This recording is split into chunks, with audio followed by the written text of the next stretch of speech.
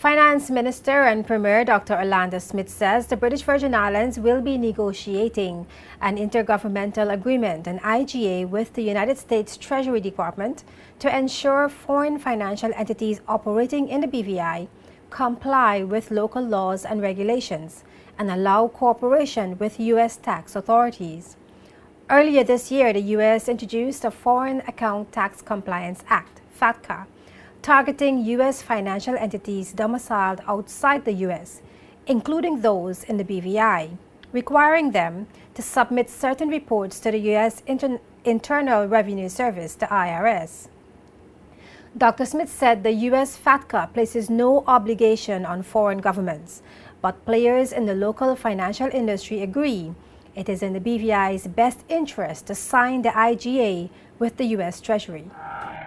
The United States has and has always had a tax regime that taxes all U.S. persons on their worldwide income. However, it has been the case that many United States persons do not pay their taxes when they are domiciled outside of the United States. In an attempt to increase compliance, the U.S. government has introduced FATCA, which is requiring all foreign financial institutions or foreign financial entities to report to the United States government on the financial accounts held by U.S. institutions that hold accounts with them. It is also important to realize that FATCA places absolutely no obligation on foreign governments, including the British Virgin Islands. My colleagues and I have, however, realized that it would be in the best interest of the industry here in the British Virgin Islands if foreign financial institutions operating here were provided with an environment that provides some degree of comfort, gives assurance of compliance with our BVI regulations and laws, and provide ease in their cooperation with the U.S. tax authorities.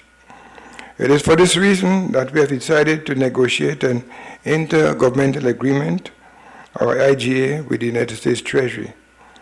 The industry in the BVI was consulted on this matter as well, and they agree that indeed this will be most beneficial.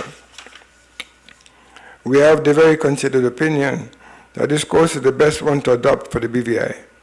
We have already commenced talks with the U.S. Treasury and expect to continue to do so until a final agreement is reached.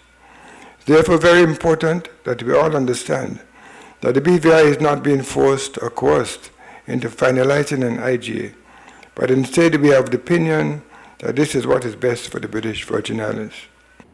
While delivering a ministerial statement in the House of Assembly on Thursday, April 4, 2013, Premier Smith said after fully analyzing the nature, scope, and contents of the U.S. Foreign Account Tax Compliance Act and the United Kingdom's version of the same, the government of the Virgin Islands decided to pursue the finalization of the Model IB Intergovernmental Agreement with the United States. Meanwhile, the Finance Minister says the territory's financial services continues to perform, while indicating that he didn't have any data on hand to substantiate his claim. I cannot at this moment, without some background paper, tell you exactly the numbers, but the sector remains healthy. As I said earlier, I cannot tell you what will happen in December, but so far for the first half of the year, the sector remains healthy, continues to perform. In his 2013 budget address titled Path Towards Economic Growth, Premier Smith said a 26% increase in new company incorporations in 2010 marked the resurgence of company incorporations after a marked slowdown in 2009, and that figure increased to just over 8% in 2011.